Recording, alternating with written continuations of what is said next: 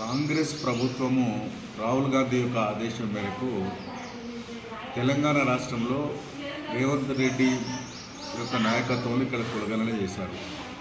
అయితే ఈ కులగణన చేయడం అనేది మేము ఒక పెద్ద స్టెప్గా మేము హర్షిస్తున్నాం, కాదనటం లేదు.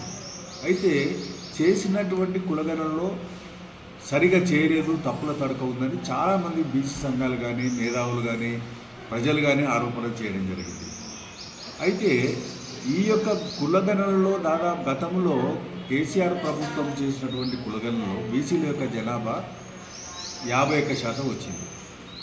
అయితే రేవంత్ రెడ్డి గారి యొక్క ప్రభుత్వం చేసినటువంటి కులగణనలో 46% వచ్చింది. అంటే నేను అడుగుతూ ఉన్నాను, 5% ఎందుకు తక్కువ వచ్చింది? కేసీఆర్ గారు ఆ రోజు ఒక్కరోజు చేస్తే 51% బీసీల యొక్క జనాభా వచ్చింది. అదే మన కాంగ్రెస్ ప్రభుత్వంలో 46 మాత్రమే వచ్చింది. అంటే ముస్లింలు 10% తీసేస్తే ఏ విధంగా తక్కువ వచ్చింది? అంటే ఇక్కడ ఉన్నటువంటి బీసీ సంఘాలు కానీ, ఇక్కడ ఉన్నటువంటి నాయకులందరూ ఆరోపణలు చేస్తారు. మిగతా వర్గాలు, ఉన్నత వర్గాల యొక్క ఆ యొక్క సంఖ్య పెంచి వీళ్ళకి తగ్గించారు, బీసీలు తగ్గించారు. ఆయనకి రేవంత్ రెడ్డి గారు ముఖ్యమంత్రి చేసినటువంటి కుట్రగా చెప్తా ఉన్నారు. సరే, ఏదైనప్పుడు కూడా ప్రభుత్వం తీసుకున్నటువంటి నిర్ణయాన్ని మేమందరం కూడా హర్షిస్తున్నాం. అయితే దీంట్లో ఈ యొక్క రిపోర్టును తీసుకుపోయి అసెంబ్లీలో వాళ్ళు ప్రవేశపెట్టి అక్కడ అసెంబ్లీలో బిల్ పాస్ చేశారు. అందరూ కూడా, అన్ని రాజకీయ పార్టీలు కూడా ఆమోదం తెలిసినాయి, బిల్లు పాస్ అయింది. చాలా సంతోషం. ఈ పాస్ అయినటువంటి బిల్లును గవర్నర్కి పంపారు. గవర్నర్ పంపినటువంటి బిల్లులు 2 బిల్లులు చేశారు. ఒకటేమో విద్యా ఉద్యోగాలకు సంబంధించినటువంటి బిల్లు ఒకటి, రెండవది స్థానిక సంస్థల్లో బీసీలకు రిజర్వేషన్కి సంబంధించిన బిల్లు. అయితే విద్యా ఉద్యోగాలలో 9th షెడ్యూల్లో చేర్చాలి, కేంద్ర ప్రభుత్వం చేయాలి. కాన్స్టిట్యూషనల్లో అక్కడ పార్లమెంట్ ఆమోదం చేసి 9th షెడ్యూల్లో చేర్చాలి, దానికి ఒక ప్రాసెస్ ఉంది. కానీ స్థానిక సంస్థల్లో ఈ బీసీల రిజర్వేషన్లు అమలు చేయాలంటే రాజ్యాంగంలో ఉన్నటువంటి ఆర్టికల్ 16 క్లాస్ 4, ఆర్టికల్ 15 క్లాస్ 4 ప్రకారము ఇక్కడ రాష్ట్ర ప్రభుత్వం చేసేటువంటి అధికారం ఉన్నది. అయితే అధికారం ఉన్నప్పుడు కూడా అక్కడ రేవంత్ రెడ్డి ప్రభుత్వం ఏం చేసేది? అమలు చేయకుండా ఢిల్లీకి 9th షెడ్యూల్లో చేర్చాలి అనే ఉద్దేశంతో ఢిల్లీకి ధర్నాలు చేశారు. ఇది 9th షెడ్యూల్లో చేర్చాలనేటువంటి ఒక కార్యక్రమం చేపట్టారు. అది చాలా లెంతీ ప్రాసెస్.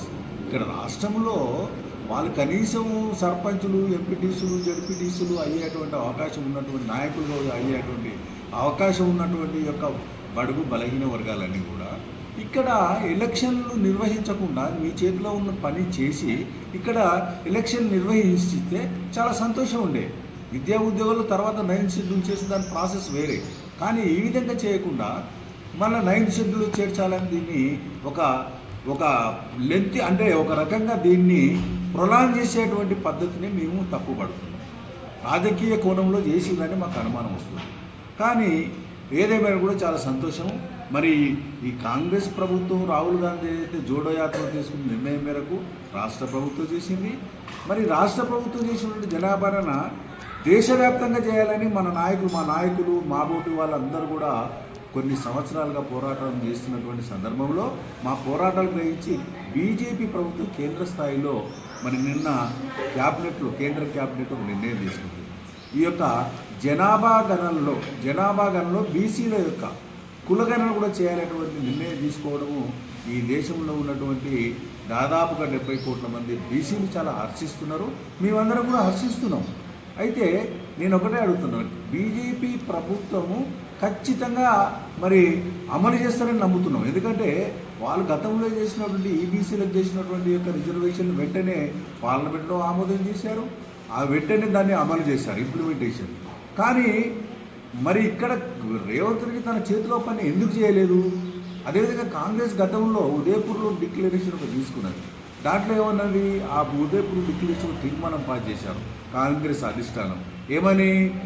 ప్రతి ఒక్క పార్లమెంట్ నియోజకవర్గంలో బీసీలకు 2 టికెట్లు ఇస్తాము, ఎమ్మెల్యే టికెట్లు. కానీ ఇంప్లిమెంటేషన్కి వచ్చే వరకు ఫెయిల్ అయ్యారు. ఇది రాహుల్ గాంధీ తెలియక చేస్తున్నారా? మేము కారణం. కానీ ఇక్కడికి వచ్చేవరకల్లా కనీసం బీసీలకు ఒక 20 టికెట్లు ఇచ్చారు. 20 టికెట్లు కూడా ఓడిపోయే సీట్లు ఇచ్చారు. ఓల్డ్ సిటీలో కానీ తర్వాత ఎక్కడెక్కడైతే తెలంగాణ రాష్ట్రంలో ఓడిపోయే సీట్లు అక్కడ ఇచ్చారు. ఆ విధంగా కాకుండా మీరు చేసేటువంటి పని చిత్తశుద్ధి ఉండాలి. నేను ఒకటే అడుగుతున్నా, ఇది కాంగ్రెస్ కానీ బీజేపీ పార్టీ కానీ మీరు కులగణనం చేయడం కాదు, చేసిన దాంతో పాటు మీరు ఖచ్చితంగా అమలు చేసినప్పుడే ఈ రాష్ట్రంలో ఈ దేశంలో ఉన్నటువంటి ఈ యొక్క బడుగు బలహీన వర్గాలు ఈ పార్టీలను నమ్ముతారు. కానీ ఇంకొక విషయము, ఈరోజు రేవంత్ రెడ్డి చేసినటువంటి ఈ యొక్క కులగణన తప్పు అని బీజేపీ నాయకులు కిషన్ రెడ్డి లాంటి వాళ్ళు కొంతమంది ఆరోపణలు చేస్తున్నారు. మరి త్వరలో తెలుస్తుంది. ఇప్పుడు రేపు కేంద్ర స్థాయిలో మరి కులగణన తెలుస్తుంది కదా, కేంద్ర బీసీలు ఎంతమంది ఉంది, అదేవిధంగా తెలంగాణలో ఎంతమంది ఉన్నారు అనేది కేంద్ర ప్రభుత్వం చేసినటువంటి కులగణనలో రేపు బయటపడుతుంది. ఇప్పుడు రేవంత్ రెడ్డి చేసి నిజమా, ఆయనకు చిత్తశుద్ధి ఉందా లేదా అనేది త్వరలో బయటపడుతుంది. అప్పుడే ఈ రాష్ట్రంలో ఈ దేశంలో ఉన్నటువంటి వెనుకబడ్డ వర్గాలు ఈ పార్టీలను నమ్ముతాయి. లేకపోతే ఇవన్నీ కూడా కేవలము ఓట్ల కోసం చేసిన పార్టీలుగానే, నామమాత్రం చేసిన పార్టీలనే ఈ రాష్ట్రంలో ఈ దేశంలో ఉన్నటువంటి పేద వర్గాలు బడుగు వర్గాలను నమ్ముతాం.